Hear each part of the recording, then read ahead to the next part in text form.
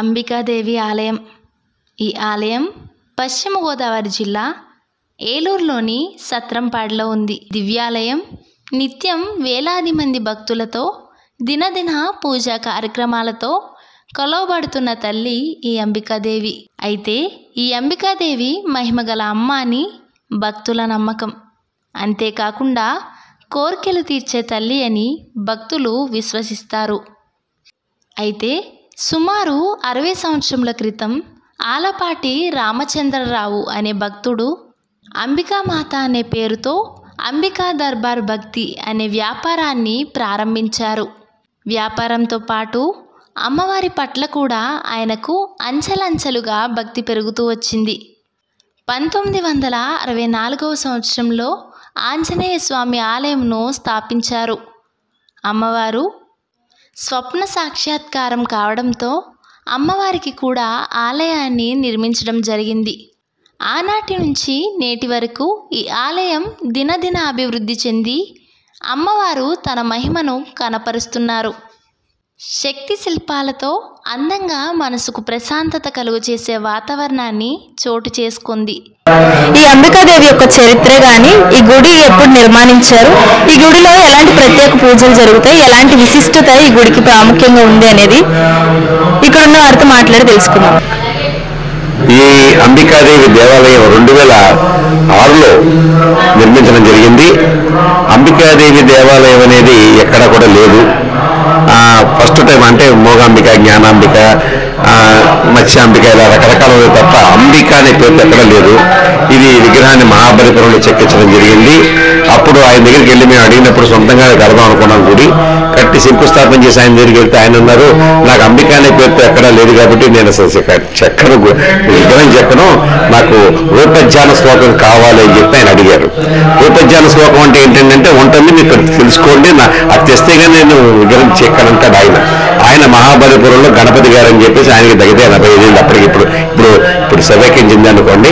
ఆయన చెప్పేటప్పుడు కూడా నాకు అసలు అర్థం కాలేదు. ఒక పక్క శంకుస్థాపన చేసాము, ఈయన విగ్రహం చెక్కనంటాడు, ఏంటి గొడవ, రూపజ్ఞాన శ్లోకం ఏంటి అని చెప్పేసి మద్రాసులో మా హోటల్లో ఈ తెనాల నుంచి, అమలాపురం నుంచి, ఏలూరు నుంచి, విజయవాడ నుంచి, అన్ని చోట్ల నుంచి ఈ పెద్ద పెద్ద పండితులను, గణాపతులందరినీ పిలిపించి ఒక కాన్ఫరెన్స్ పెట్టి, బాబు నాకు రూపజ్ఞాన శ్లోకం కావాలి అని చెప్పేసి నేను అడగడం జరిగింది. అప్పుడు వాళ్ళందరూ కూడా ఉదయం నుంచి సాయంత్రం దాకా ఆ పుస్తకాలు ఆ యొక్క అన్ని కూడా తిరిగేసి, పురాణాలను తిరిగేసేసి రూపజ్ఞాన శ్లోకం అనేది మన ద్వారక శ్రీకృష్ణుడు అంబికాదేవి దేవాలయం ద్వారకలో మొట్టమొదటిసారి కట్టాడు అని చెప్పేసి పట్టుకున్నారు. అది కూడా మన ద్వాపరయుగంలో శ్రీకృష్ణుడు అంబికాదేవి దేవాలయం ఖచ్చితంగా మొట్టమొదటిసారి ప్రతిష్ఠ చేసి ద్వారకలో ఆ 16 నామాలని ఉచ్చరించారు. మాధవి అని ఇంకో రకంగా పేరు, అందులో అంబికా అనే పేరు కూడా ఉందన్నమాట. ఆ శ్లోకాన్ని తీసుకెళ్లి ఆయనకు అప్పచెప్తే అప్పుడు ఆయన విగ్రహాన్ని చెక్కాడు. సో ఆ రకంగా ఈ యొక్క అమ్మవారి యొక్క విగ్రహ రూపం జరిగింది రూపజ్ఞాన శ్లోకం ద్వారా. మరి అక్కడి నుంచి మేము ఈ కార్యక్రమాలన్నీ కూడా ప్రతి సంవత్సరం చేసుకుంటూ వస్తున్నాము. దీనికి 12 సంవత్సరాల తర్వాత కుంభాభిషేకం చేశాము.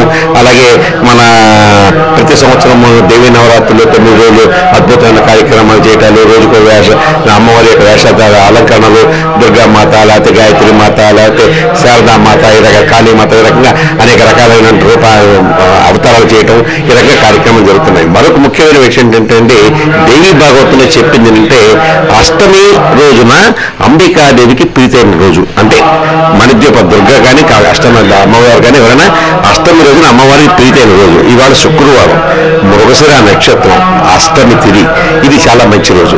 అలాగే చూడండి, మీకు అంబికాదేవి కిరీటంలో, మా అంబికాదేవి కిరీటంలో మీకు చూస్తే చంద్రుడు ఉంటాడు. ఆ చంద్రుడు కూడా అష్టమి చంద్రుడు. శాస్త్రంలో ఏం చెప్పారంటే ఏదో ఒక రేఖలుగా పెడతారు కొంతమంది, తప్పమ్మ.